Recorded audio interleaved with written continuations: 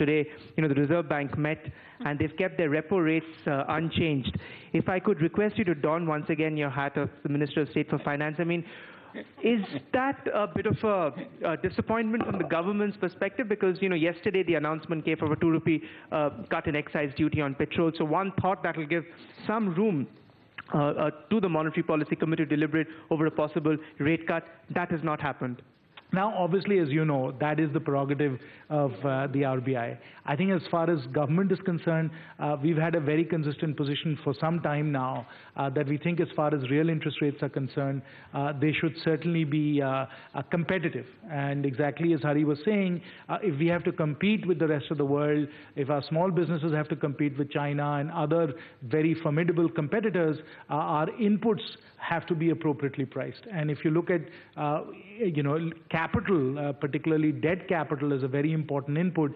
Is it priced at the rate which will make us competitive? And that's where we have expressed our concerns. And I think even if you look empirically at the data would suggest that real interest rates should be much lower as far as India is concerned. But all that being said, this is really the prerogative of the Reserve Bank of India. They are the ones who are professionally tasked. They are responsible for this policy, and so we have to leave them into their wisdom and to their judgment as far as monetary policy is concerned. Ms. Irani, if you could comment on that. I know donned that hat very elegantly. Thank you, Smriti. My compliments as especially at a time when the government is also trying to revitalize the economy. One thought that the MPC would sort of, have a more sympathetic year, so to speak, but that is not the case. So the government is sympathetic. Let me give you the government's point of view, and Jayant has he's been erudite in what the RBI is doing. How do I protect, let's say, my sector? So, and I say my sector, my weavers, because I find myself very much ingrained now with the community. One of the biggest challenges for weavers was that I don't have money to buy new implements because they're very costly, and I won't get easy access to finance with very high interest rates. What do I do? We put them through a whole training process where you give them the soft skills, the packaging skills. And once they've gone through that training process, we say, you pick a machine of your choice, you pick a loom of your choice. 90% of the money is now given by Government of India, which means after we pay for it, you get it home, you use it, you tell me this is functioning properly, then you pay 10% of it only into your bank account. That is how I protect, let's say in my ministry, the weaving community. Similarly, the artisan community.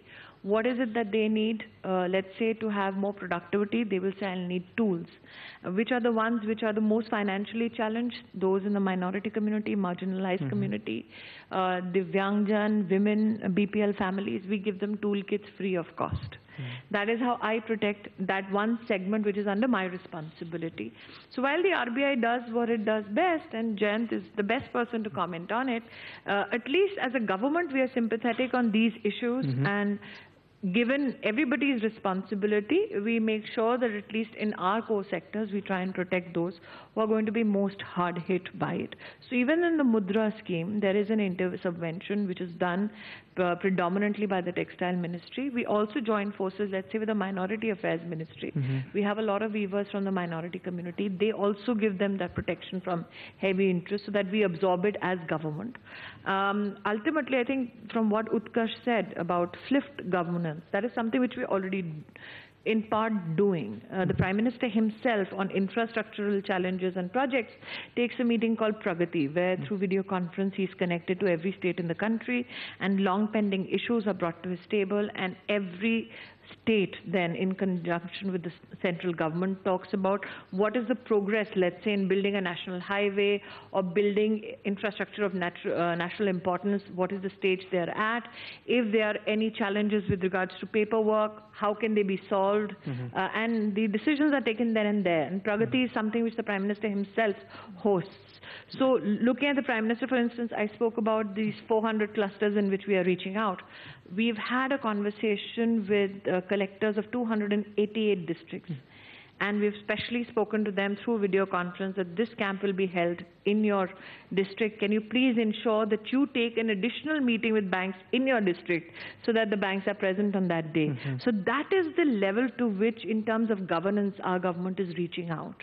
And we are hopeful that with this kind of a continuous engagement at the grassroots, with administration, with the people, we will rise up to the expectations of citizens. Mr. Bharti, if you could also comment, since you are the one who raised the issue of interest rates, since it's companies like you who have to pay, for high interest rates, disappointed with what the RBI did today? Before I throw it open to the audience. Yeah, I'm a bit disappointed because, I'm a businessman, I'm not an economist, but of course they have taken a thoughtful decision.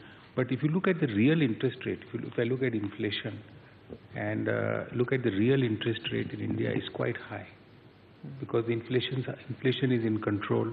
So at some level, easing is required, I believe, and for everyone, for consumers, because somebody is doing housing loan or buying a car or buying household goods, I think it impacts the overall economy and even especially the small sector.